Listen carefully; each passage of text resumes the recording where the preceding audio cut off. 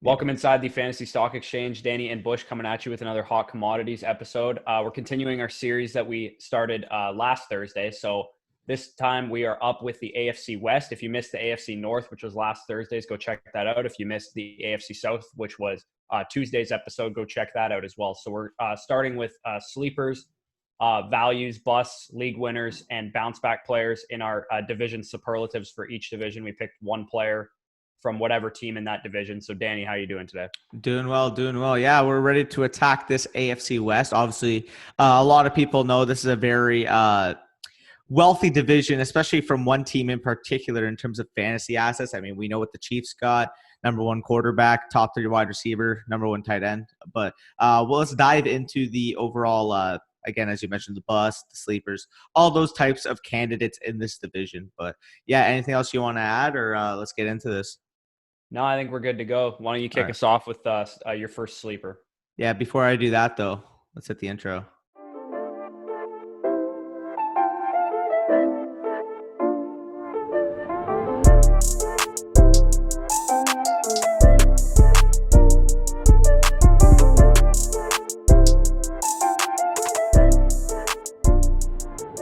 Okay, so first sleeper I am going to be getting into, and I've kind of mentioned this guy's name a bunch on this channel. I mean, you guys have been paying attention, but my main sleeper is going to be Mecole Hardman, wide receiver from the Kansas City Chiefs. I mean, we already know the weapons there. We know that they just drafted Clyde Edwards-Helaire, who's actually going off in the middle of the first round now after the Damian Williams opt-out. We know Patrick Mahomes. We know Travis Kelce. We know Tyreek Hill.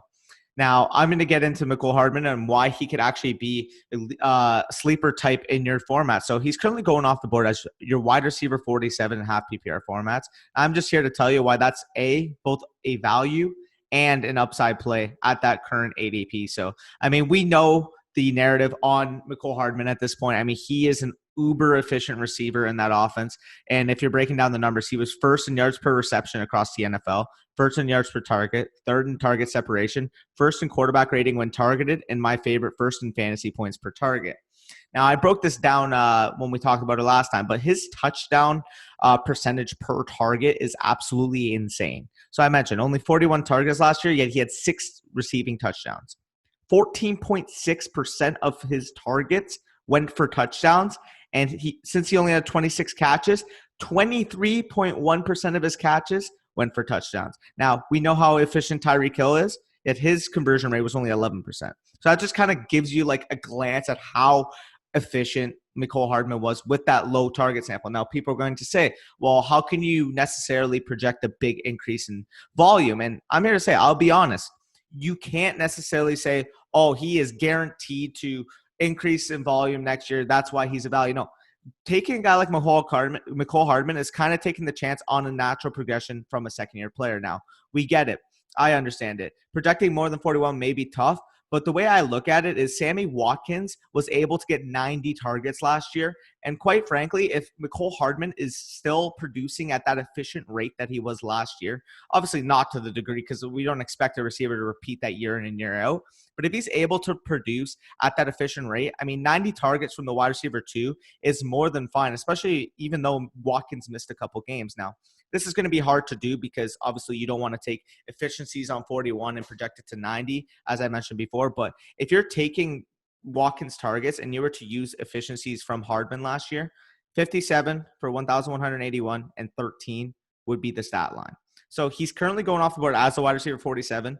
Finishes the wide receiver 56 last year on those 41 targets. Even if he gets a slight increase in targets, like he's already paying off at that value. So to me here, he's the ultimate sleeper because realistically, you're getting him basically where he should be based off last year and due to natural progression. And you're always taking the chance that he does get that increase in volume that we are looking for. And if he does, he's going to be a boom type prospect in your fantasy draft. So I'm all aboard. If I can get him cheap, especially where he's going, again, as I mentioned, wide receiver 47, he's going to be on a lot of my teams. Yeah, and he's definitely the type of player that you want to line your bench with, just a high upside player. Like there's a chance that you cut Mecole Hardman after like 3 weeks if Sammy Watkins maybe actually can stay on the field and produce as the third option in the passing game. Probably actually might even be the fourth option behind the running back now. But either way, in good matchups, like when they're playing like the Raiders or some shit, like you're going to be able to throw a guy like Hardman in your lineup or in your flex or whatever and just kind of hope for a big play. And I mean, we saw it last year. More often than not, he'll just catch like 2 catches for 67 yards and a touchdown. Yeah. And that's more than okay for your flex spot. So on to my sleeper. It's actually from the Los Angeles Chargers, and it's kind of like a 2-for-1 here. Tyrod Taylor and Justin Herbert is who I have as a sleeper. So like whoever the quarterback ends up being on any given week. So on Tyrod's end, his 3 seasons in Buffalo, he never like finished lower than the QB 16. And for someone who's going undrafted in fantasy drafts, he presents solid value as at least as a streamer. He might be like a game manager and he might have that stigma to his name, but what really actually propels him is his ability to run. And he has never had less than 84 carries in each of those seasons in Buffalo that he was the starter. And late round quarterbacks, like the general rule is you just want to look for guys that have good weapons around them. And like really, like the Chargers offense has an improved line. They traded for Trey Turner and added Brian Bulaga in free agency. It boasts elite talent at running back, elite talent at receiver, and then a solid option at tight end, and then also a decent option at the number 2 receiver spot. So Tyrod could end up being, and this could be applying to Justin Herbert as well. It depends who starts the most games. They could end up finishing as like a top like 15 quarterback just because the rushing ability combined with the weapons around them can propel them and kind of elevate their play a little bit. As for Herbert, he's probably even more mobile than Tyrod. If you ask me, he had 3 rushing touchdowns in the Rose Bowl last year. He's definitely someone to keep an eye out for mid-season, similar to what Josh Allen and Daniel Jones and Lamar Jackson did their rookie years. Yeah, for sure. I mean, you're mentioning that, especially if you're in like a super flex type draft and you're able to get these guys as your QB3 and QB4 and kind of pair them up, make sure you have that QB3. They do have the ceiling, as you mentioned, to be able to support those weapons. And again, we mentioned like the weapons around them too are going to be able to supplement the season for a good season. Sorry. You mentioned in Buffalo, he produced. Even in the few games that he did play in Cleveland, like he looked decent. Obviously, like they turned it over to Baker Mayfield. But I mean, we've seen Tyrod Taylor especially like play in the NFL and be a competent starting quarterback. And Justin Herbert was not taken as the 6th overall pick because he sucks. They took him there because they believe he could be their franchise quarterback. They had the weapons in place for him to ultimately succeed. So regardless of whether it's Tyrod or Herbert, if you're able to get them as like a decent little upside shot, one of them being your QB3, I'm perfectly fine because they're going cheap enough to the point where you could even stack them. So like, I really like that. Yeah. Especially, I mean, I'm not really one to do this in best ball, but like in a best ball draft, it does kind of make sense to stack them. But I mean, that takes up 2 spots. So I don't know if you want to be doing that. But who's your bust candidate from the AFC West? This one is tough because I do believe a lot in his overall talent. I mean, I was the biggest fan of him coming out of SMU. I mean, we both I mean, you were a little lower on him, but like I didn't like him at all, actually. I completely whiffed on Sutton. Yeah. Yeah, you were lower on him. I love them, but I mean, Cortland Sutton to me, he's currently going off the board as the wide receiver 17. He's my wide receiver 27 for kind of reference. This is a bust candidate again, as I mentioned. This is not due to his talent. This is due to his reliance on the overall volume that he got last year and the overall changes in the offense, ultimately supplementing a change in his overall both ceiling and floor. Because let's be honest, the volume is going to be affected. Again, we mentioned the weapons. They added Jerry Jeudy, who's a top 3 receiver in this draft, in my opinion. He was my wide receiver too. They added KJ Hamler. Albert O was a top 4 round pick for them. Noah Fant's going to take a step up. And in general, we really don't know how Drew Lock's going to last over the season. And if you're actually looking at the numbers from last year, I mean, he finishes the wide receiver 19, wide receiver 26 on point per game, which are both lower than his ADP. And that was when he was the sole contributor for the offense in the passing game.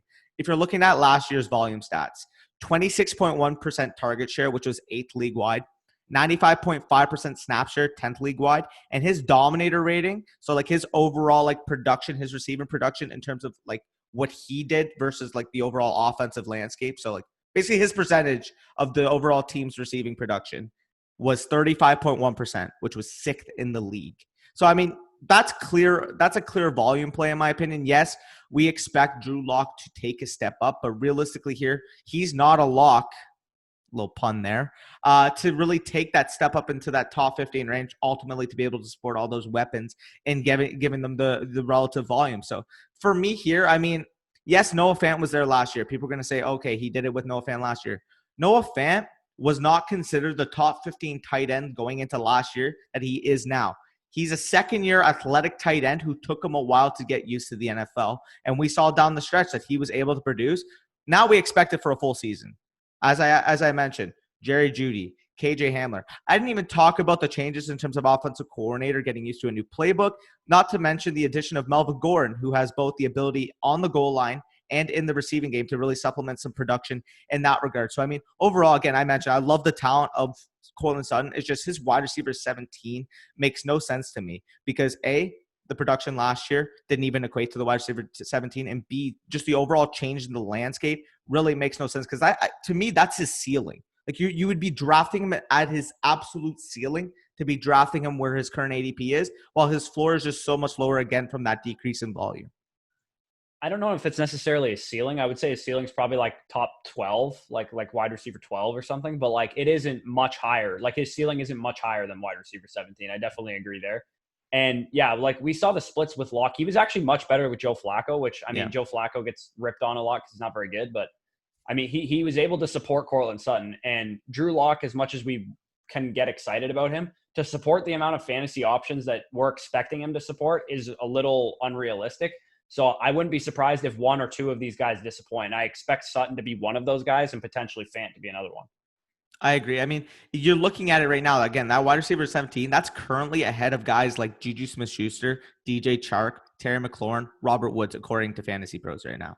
Like I would take all those guys over him too. Easily. So, I mean, he'll supplement as a bust here. I mean, 10 spots ahead of where I currently have him ranked. I mean, who's your current bust candidate, Corey? Yeah, and this division in general was kind of hard to find bust candidates just because it seems like the elite of the elite were properly valued and the guys that were late round guys for a reason. So Hunter Henry is the guy that I have as a bust candidate. It's not that I don't like Hunter Henry, but I was impressed with what he did once he came back from injury last season, but the quarterback change affects him and Mike Williams the most in this offense, in my opinion. People who are worried about Austin Eckler's targets and Keenan Allen's targets should be worried about Hunter Henry and Mike Williams' targets. The hierarchy of targets in this offense are Eckler and Allen at 1, and then Henry and Mike Williams at 2. And not to mention, Allen and Eckler are the easiest to get the ball in the offense because it's a slot receiver and a running back compared to a tight end and a downfield receiver. So he has moderate upside, I would say, based on his red zone usage that we saw last year and just his target involvement in general. But the injury concerns, he's missed 20 of the last 32 games he's been able to play in. Plus the lack of separation between guys like him and like late round targets with like Jonnu and Hayden Hurst and Mike Gesicki and even Gronkowski and Jared Cook and guys like that. Like to me, I just don't see that much of a difference between them and Hunter Henry. So, and actually, in fact, I have Hurst and Jonnu rated ahead of Hunter Henry. So I actually think I would prefer them just straight up, let alone at an ADP discount. So it just makes me just not want to draft him where he's going because you basically have to spend like a 7th or an 8th round pick to get him when I can get some of these guys in the 10th, 11th, 12th, 13th round.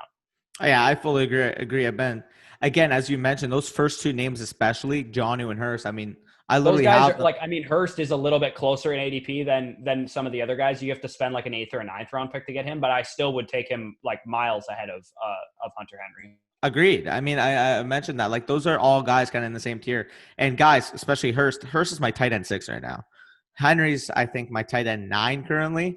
Like, I would take him straight up, and he's going after where Hunter Henry is going. Yes, like, again, you mentioned this is a tough division really to find a lot of bust candidates. But if there's guys that we're willing to take ahead of a guy who are ranked a few rounds later, especially like a Jonnu, like, that supplements as a bust. And to me here, like, yes, we know the ceiling of Hunter Henry. Like when he's scoring touchdowns, like he does have the potential to be a really, really good tight end option for you. But again, you mentioned the inconsistency, not to mention the injury concerns, are ultimately going to be hard for him to overcome because we love Eckler. He's not going to lose his targets the way people think he is, as I will mention later in the video. And he's still in the hierarchy with Keenan Allen and Mike Williams from outside threats. So ultimately here, like, it's a no-brainer as well. I fully agree on that designation of Hunter Henry as the bust candidate. Yep, for sure. So we are going to be going into what, league winners now? Values. I'll start this one off. Right, this guy, I've talked about him a lot, but I'm going to continue to talk about him as a value.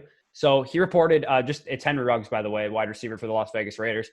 He reported healthy and recovered from his off-season incident that he had where he was helping one of his buddies move or something. So I did see that on Twitter. So I guess he's fine from that now. just an update on there. Ruggs is far from a deep threat. I know he has this stigma to him, but let's just say he is a deep threat because that is his primary role. It is what he's best at. Actually, that might not be true, but he is very good at it. So Joey Galloway, I've brought up this argument before, in 2005 and 2006 in Tampa Bay, where John Gruden was the offensive coordinator and head coach and play caller. He was just a deep threat. That's all Joey Galloway was his entire career. It's all he ever became, even though he was a first-round pick and he had super crazy speed and stuff. But he had 140-plus targets in both of those seasons as a deep threat in his mid-30s in John Gruden's scheme. So if that's all Ruggs is going to be as a deep threat, he does still have like crazy high target potential. But Henry Ruggs, 48% of his route tree at Alabama was made up of slants, crossers, ins, and screens. That proves that he is not Deshaun Jackson. He's not Joey Galloway. Like, he runs routes. Those guys run go routes like 60% of their plays. Like, they don't have diverse route trees whatsoever. And Ruggs is someone who, kind of like how Tyreek Hill is being used in Kansas City, and I'm sure John Gruden, being in the division, has noticed that. He can be given the ball on jet sweeps. You can use him in the screen game. You can run him on shallow crosses, like anything to get the ball in his hands. He was a 12th overall pick, and the coaching staff, front office loved him. They picked him ahead of CeeDee Lamb and Jerry Jeudy. They are going to use him, get him the ball in whatever way they can. So Ruggs, to me, at like an 11th, 12th round ADP, especially in best ball where you don't need to choose when to start him, like, he is a smash. Like, I think I wouldn't be shocked if he's the best rookie receiver that there is this year. Yeah, I mean, you mentioned the opportunity is going to be there for him. Like we've mentioned multiple, I'm actually going to get into another Raiders player right after this for my value, but you mentioned there's such a clear path to him to enter that Tyreek role for Gruden, seeing what Tyreek's been doing in that division. Now you mentioned realistically, other than like, oh, they drafted Brian Edwards, who some people just want to hail as the wide receiver one for some reason. I love him, but come on, guys, like, relax. Tyrell Williams, Hunter Renfrow, like, Henry Ruggs is by far their best talent at the wide receiver position. And you mentioned in a best ball, there is basically he's the perfect best ball receiver because realistically he's going to have those games, as I kind of mentioned with a Marquise Brown last year, where like week 1 he came out 4 for 146. Like, he has that potential. I mean, you mentioned that week 1 matchup is salivating. Like, it's salivating. You said you're going to own him basically everywhere, and quite frankly, you should, because realistically here, like, you mentioned the matchup specifically. They're playing the Panthers. Yeah. Who's going to guard him on the Panthers? Dante Jackson is horrible technique, probably. Even though he's fast, he sucks at playing corner. Bingo. So, like, ultimately here, like, this guy just has such a dynamic talent to absolutely break games, especially if he's going in the round 10 to 12 area, and you can get him, especially in a best ball. Obviously, I still like him in season long, but in best balls especially, he's got the ceiling of like a 25, 30-point week to ultimately win you a best ball matchup. So I fully like that value. Again, if he's there, especially in like, even if you have to reach, especially in like the early ninth round to get him in a best ball, like, I would do that. I would do that easily. So ultimately here, I fully agree with the designation of Henry Ruggs. I know he's your boy. I liked him a lot pre-draft, not as much as you, but I think he's my wide receiver 3. So definitely like that. And in general, I'm going to get into the next guy, Darren Waller. That Raiders receiving game is literally wide open apart from those two guys, in my opinion. If you think about that. I think it's wide open apart from just Waller, to be honest. I love Ruggs, and there is a chance that Tyrell Williams, being the veteran that he is, or Hunter Renfrow, being the fact that he kind of showed something last year, out-target Ruggs to start the season. But there is no question in my mind who the number 1 target is in the offense, and it's Darren Waller. Bingo. And the fact of the matter is he's kind of getting isolated on like his own tier right now. He's a tight end 5, but like he's not at like the ADP of like Andrews and Ertz, because they're both going in like the mid 4th round or like late 3rd area. But he's not in the ADP of like the Ingrams and Higbees, which are the next 2 guys at 6 and 7. He's kind of just like chilling in his own. But in my opinion, he should be going with the Andrews, with the Ertz. Simply put, because people just want to discredit what he did last year and say, oh, they added all these weapons, yada, yada, yada. Like, how's he going to adjust? Guys, teams' number 1 targets don't lose sleep over additional players being brought, because realistically, that's not going to affect them. That's going to affect the other tertiary pieces on the offense. Because realistically, This is a tight end who exploded onto the scene last year. Exploded. I mean, I can read off the numbers: 90 for 1,145 and 3 touchdowns. He was a league winner if you selected him in your double-digit round. And he only had 3 touchdowns, which, based on his yardage, should regress positively. Easily. Again, people all over Twitter like, oh, what about the splits when Hunter Renfrow exploded over the last 8 weeks and Waller was like completely redundant, yada, yada. How? Like, people are going to say, okay, he fell from 16.33 PPR points per game to 12.09. If you actually look at the numbers, though, in that stretch, he was still on pace for 79 receptions, 105 targets, and 1,155 yards. The main difference was that he averaged 0.43 touchdowns per game in the first stretch where Renfrow didn't snap. The first 7 games, he had 0.43 touchdowns per game, which was 3 touchdowns. And in the last 9, he didn't have a single touchdown. So ultimately here, if you were able to take that last 9-game stretch where people say, oh, Renfrow broke out and supplemented that 0.43 pace, he would have averaged 14.67 PPR points per game, which would have still been the tight end 4. So, I mean, people want to point to this lack of volume that he got with Renfrow ultimately snapping, when realistically the only difference between his first 7 games and his last 9 was that touchdown pace. Tight end 4, anybody's going to take that, especially if you're getting him in the mid-5th round where he's currently going, like, easy. So ultimately here, we know a big theme in fantasy is we want to follow the money because that kind of leads to like who's going to get the volume in the offense. He signed his extension last year, 4 years, $29 million. You think Oakland's going to vary from their dynamic talent at the tight end position, who ranked 4th in completed air yards, 2nd in yards after the catch, 2nd in yards per target, and 1st in contested catch rate last year because fucking Hunter Renfrow had a good 9 games to end the season? Like, give me a break. He is the number 1 weapon in this offense, and it shouldn't even be regarded as different to anybody. People, oh, he's a bust. Like, give me a fucking break. I don't know. What are your thoughts on Waller? Yeah, and this scheme, he's in a great scheme for tight ends. I've often talked about how good the Falcons scheme is for tight ends, but the Raiders scheme is also very good for tight ends. We saw what Jared Cook did in 2018 when Jared Cook's like 33 years old or whatever, and he had the best season of his career in Oakland in 2018 in John Gruden's scheme. So I definitely think you combine, like, it's just all the factors. He checks all the boxes. He got a big contract. He has like continuity. It's like it's the same quarterback, same coaching staff, same offense. So the COVID situation shouldn't affect it. The weapons that they added don't necessarily take away from what he does. They actually might accentuate his strengths as a player because guys like Ruggs and Tyrell Williams coming back can stretch the field more for him. So Waller's really the only mid-round tight end I'm in on, just because I don't see a difference between him and Andrews and him and Ertz, but there is a difference in their ADP, which is where the discount kind of lies. I think they should kind of be going in rapid succession. They should all be going as the next 3 tight ends after the top 2 guys. I was going to mention, I fully agree. Like, he's currently going basically a round and a half after those guys, so a full tier below. And it just doesn't make sense to me because he's basically so right now his current ADP is 65 according to the best ball drafts. The next tight end off the board is Evan Ingram at 79, which is a less of a difference, 14 spots, than between Waller and Ertz, who's going at 49. I actually have Waller ahead of Ertz, and it's not that I don't like Ertz for fantasy this year. I just I think Waller is in a better situation because there is more competition for targets in Philadelphia. But they're pretty much in the same. I look at them basically the same way because they are the number 1 targets in both of their offenses. I just think the scheme is better for Waller and stuff. Speaking of tight ends and basically the big kahuna of the tight ends, so potential league winner, Travis Kelce. And I know what you're thinking. How could the tight end 1 in ADP return value if he's being drafted at his ceiling because he's being drafted as a tight end 1? Well, as I mentioned in the ADP battles 2 weeks ago, Kelce is about as safe a fantasy pick as you're ever going to see. 4 straight years as the tight end 1. Probably the best situation a fantasy tight end can be in because his offense that he is in has the best play caller in the league. He has the best quarterback in the league, and he's the number 1 target in the offense. So we've mentioned this a couple times, but it bears repeating. The first couple rounds of your drafts are not necessarily about hitting big. Sometimes it just means don't miss on your picks.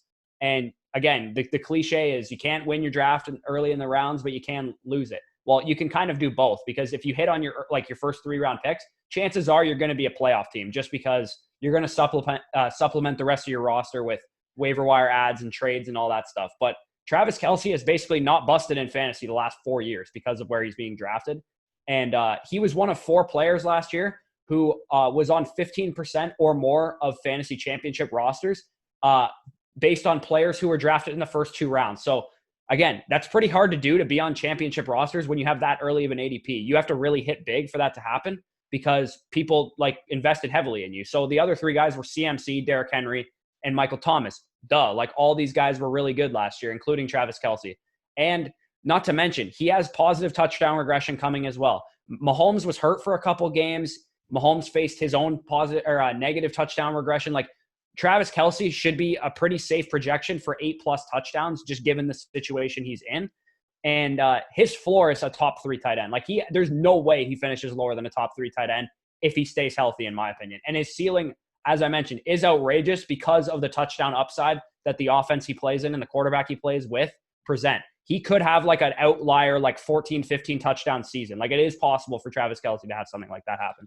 I fully agree. I mean, you mentioned that ceiling. Like, is it really unfathomable, as you mentioned, to see him put up like 1,350, 1,400 yards and 13 touchdowns? I don't think it is. I don't think it's unfathomable whatsoever. It's not. I mean, he put up what, 1,250 and 3 last year without Mahomes playing. You referenced that negative touchdown regression he faced last year. That's only going to go up because realistically here, those past 2 years before, I believe we talked about 10, I think, 10 and 8 or something like that. Yeah, even in terms of touchdown percentage, like so how many of his targets went for touchdowns? I believe the percentage dropped from 6.7% to 3.5%. I mentioned in the last ADP battles we did, mentioning him and Kittle. So ultimately here, like we have to assume that he's just going to go back to that pace, especially with Patrick Mahomes playing a full 16 as we anticipate. So I love Travis Kelce. I mean, I've seen drafts where sometimes he'll fall at the early 3rd round, like he'll fall to like the 301 somehow.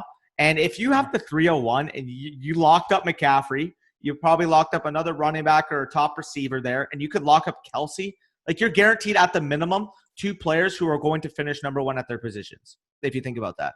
Yeah. So ultimately here, I am more than fine in making Kelce my second drafted player, which is probably what you're going to have to do. If you luck out and he's available at that early 3rd, that's a smash. If you somehow get McCaffrey and Travis Kelce on your team, that's like ridiculous because the chances are that you got him at the turn of the 2nd and 3rd round, which is crazy. Yeah. One thing I wanted to mention about his ADP is that he's currently going off the board as like a mid to late 2nd round pick in best ball drafts and in non-expert league drafts. But if you look at expert league ADP, he's like a back of the 1st round pick. And that should tell you something. The experts have recognized like the value he carries as the number 1 tight end and the fact that you pretty much know he's not going to bust, essentially. So the league ADP difference between public leagues and expert leagues should tell you something, that the people who like do their research and look into this kind of stuff are higher on Travis Kelce. Not to mention, we didn't even mention at all, if you guys are at all playing in any type of tight end premium format, like this, I don't care. He's definitely a top 12, top 10 pick in a tight end premium. This may sound bold, but if it's a tight end premium, I'm taking him over any receiver. Michael Thomas, Devontae Adams. I would too, yeah. He's basically going to produce that type of numbers, except you're getting points added at the tight end position. It's really a no-brainer. So mentioning league winners, I mean, if you guys have followed the channel, you guys know who's coming. I mean, it's just funny to joke about it, but I mean, Austin Eckler is still at an RB13 ADP. RB13, not even like the 201. So like the 13th. His dynasty ADP is actually lower than his redraft ADP, which makes absolutely no sense.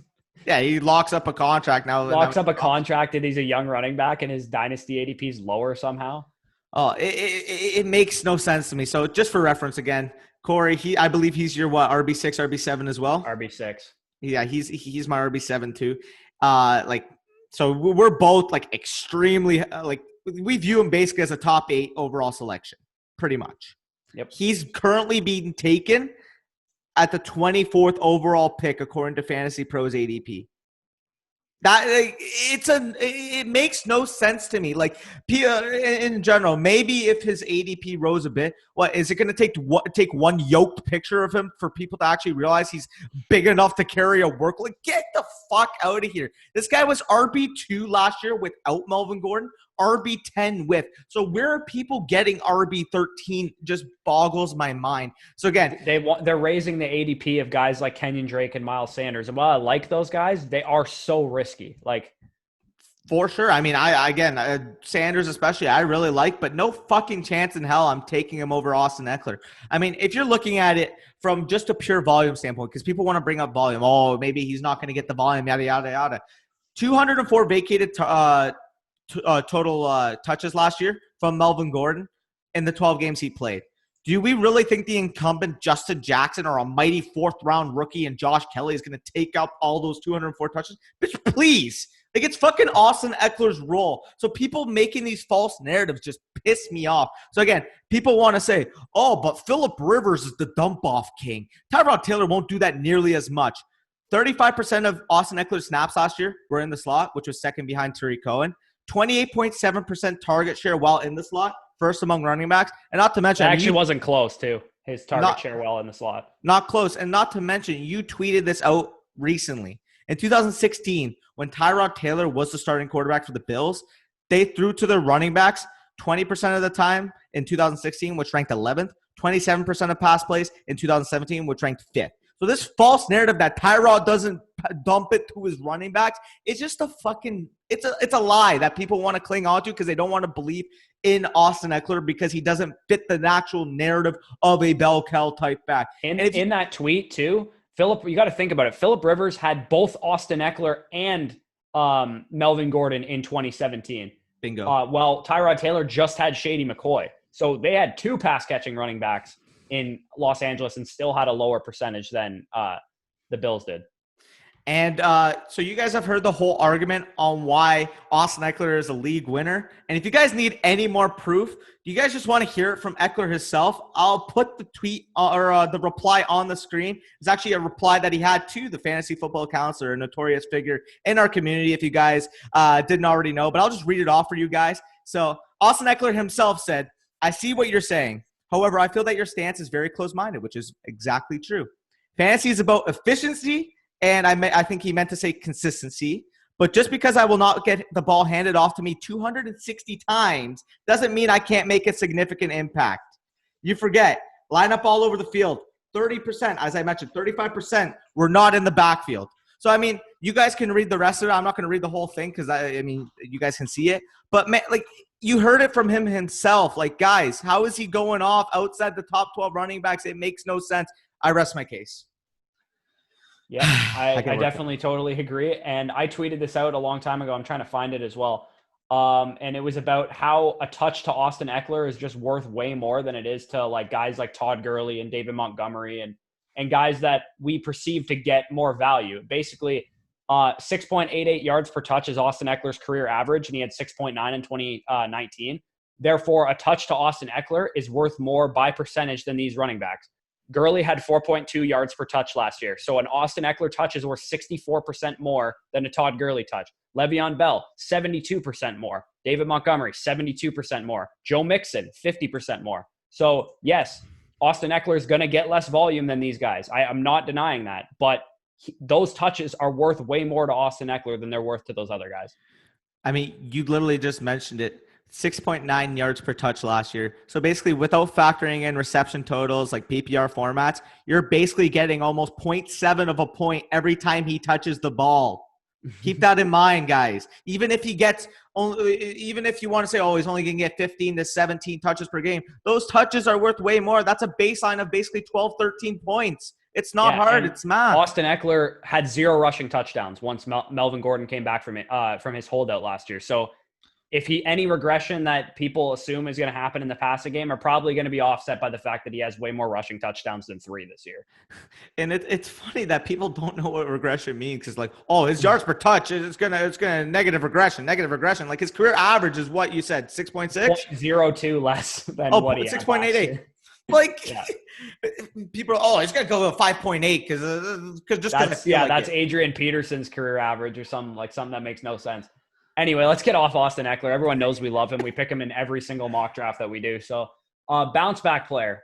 Tyreek Hill is my bounce back player. And I know maybe you're like, did Tyreek Hill have a bad year last year? He kind of did by Tyreek Hill's standards. So, injuries to Tyreek. He missed, I believe it was 4 games total. as well as Mahomes, led to an up and down kind of fluky season from Tyreek. And he was basically a borderline first-round pick in fantasy drafts last year. So it definitely stung you, as it did me in my big money league, because I picked him in the first round.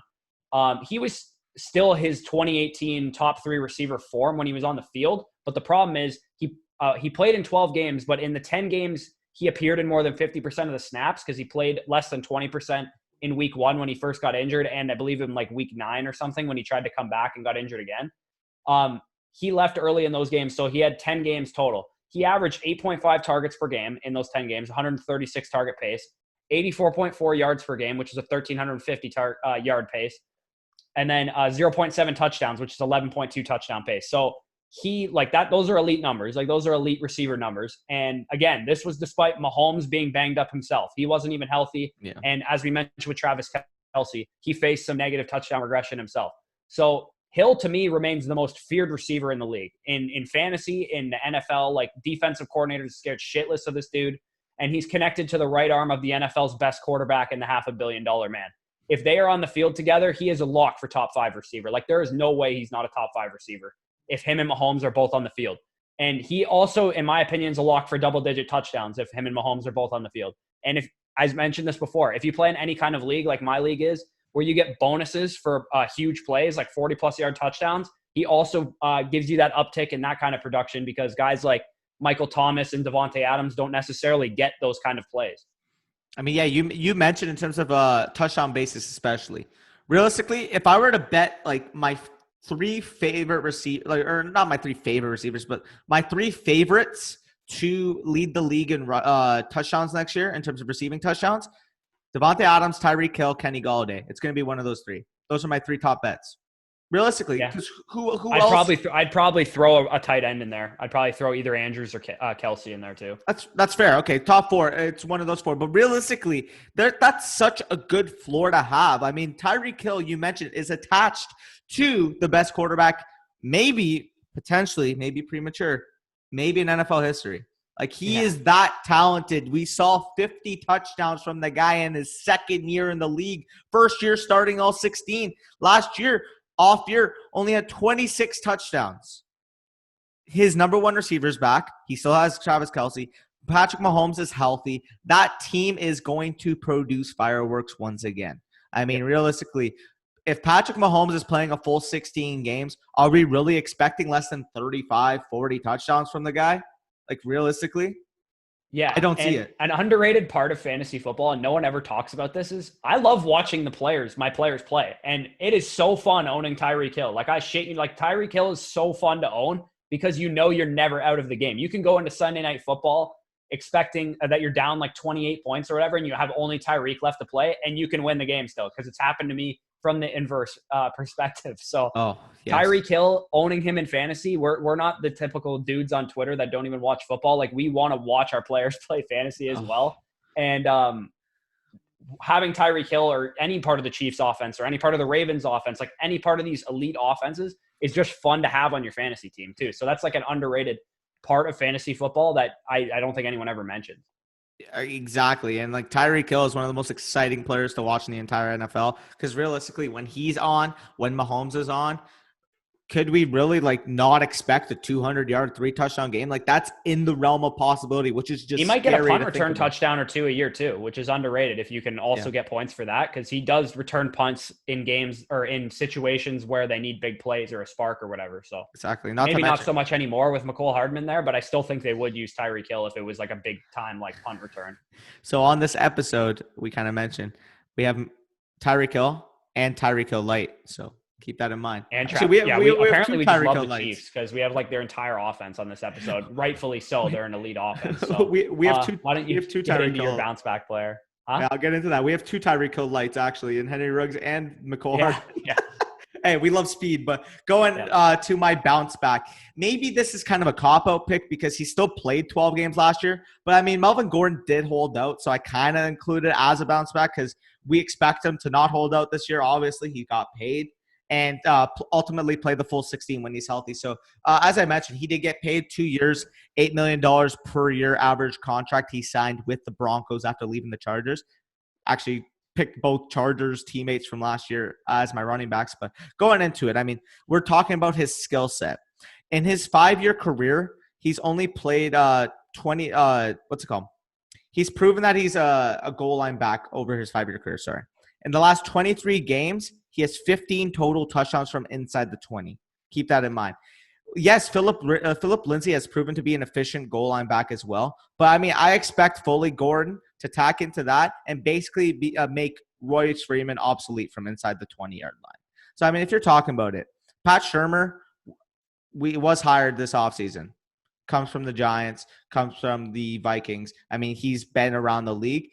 Over his career, his featured back has had a 65% opportunity share, and Melvin Gordon profiles to be the most similar to a featured back given the contract, given his skill set. And mentioning he did this with guys like Peyton Hillis too, and Dalvin Cook, who we know is good now, but he was a rookie at the time. Like he is willing to throw a guy into the fire. Like, yes, he had Saquon, so like no shit, he's going to be 65% opportunity share, but like even guys like Dalvin Cook, you didn't know for sure that Dalvin Cook was going to be an elite opportunity share guy. And Peyton Hillis, where the fuck is that guy? For sure. And like what bothers me is like, yes, people want to just anoint Philip Lindsay. Oh, he's a receiving back. He's slight of frame. He's just built for that role. He had 7 drops on 49 targets, guys.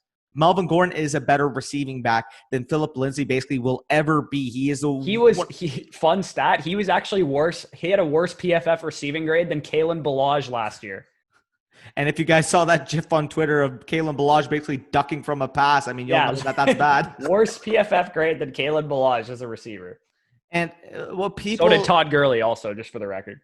Yeah, at Mikey. No, yeah. Okay. And when we're talking about last year, like, oh, okay, according to Melvin Gordon standards, yes, he had a bad year last year. That's what people are going to say. He was still able to conjure up, as I mentioned with the Eckler take, 204 touches in 12 games, 17 touches per game, and he still produced 15.1 PPR points per game, which was the RB14 on the year. So ultimately here, you're getting a guaranteed locked and loaded top 15 back, in my opinion. A guy who before last year finished as a top 7 running back the previous 2 years. It's just a no-brainer to me. I mean, he's going in the 3rd round right now. If he's going around those guys like Le'Veon Bell, Todd Gurley, Chris Carson, there's no chance in hell I'm taking any of those guys over Melvin Gordon. And ultimately here, like he could have been even placed in the value because realistically here, I'm more than fine with him being my RB2, top 15 running back for me. It's a no-brainer. He's a bounce back. Yeah, and I've mentioned this stat a bunch of times. 93% of the time, a running back gets 250-plus carries and 6-plus touchdowns. They're top 15 at their position. Melvin Gordon is going to get to probably about 250 carries, but he's also probably going to tack on another 50 to 60 receptions. He's got the three things you want to look at with a running back. Is he getting the bulk of the carries? Is he getting receiving work? And is he getting goal line work? Yes, he's getting the lion's share of all of those things. He's basically everyone, and me and you included in this, everyone's like, oh, well, if James Conner could stay healthy, he'd be a feature back, workhorse. Well, Melvin Gordon could be too. And no one's really talking about that. So I love the Melvin Gordon call. I've been on him all off season. If you start your draft with him as a flex spot, you go running back, he's going to be crazy return value. And I expect him to finish top 12 as long as he can stay healthy and the Broncos offense can take the step that we're projecting it to take. Yeah, realistically in drafts right now, we mentioned you could start your draft an Eckler, Jacobs, and Melvin Gordon. That's just insane to me to think about because that's in the realm of possibility. You have a late 1st round pick, you stack up an Eckler and a Jacobs, and then you get Melvin Gordon in the late 3rd. To me, that's a no-brainer. If that's the case, you're going to be winning most of your drafts because that 3 RB core is basically impenetrable. So those are my thoughts. Again, we kind of broke down the AFC West today. This is going to be our series. The next 2 we're going to be having on Hot Commodities are actually going to be hosts to our favorite teams, the NFC East and the NFC South, obviously residing both the Cowboys and the Buccaneers. But anything you want to add before we head out of here, Corey? No. Make sure you guys smash the like button. Leave comments below. It doesn't even have to be related to this video. If you have your draft coming up and you want some advice, just ask us about that. Whatever you guys can do to engage with us helps us more than you know. Comments, all that stuff contributes to the YouTube algorithm. And if you're new to the channel, make sure you hit the subscribe button because we post videos basically every day.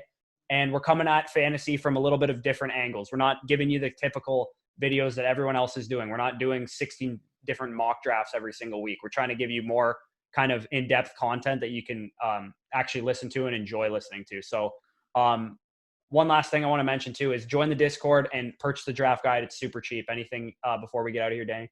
I was just going to say, yeah, if you guys enjoy this channel, you guys will know we provide the big facts, not the false narratives. But I hope you guys enjoyed this video. No Fugazis out here. No Fugazis, but stay tuned for this Thursday series. Obviously, Hot Commodities, we're back at you. We'll see you next Thursday. Peace out.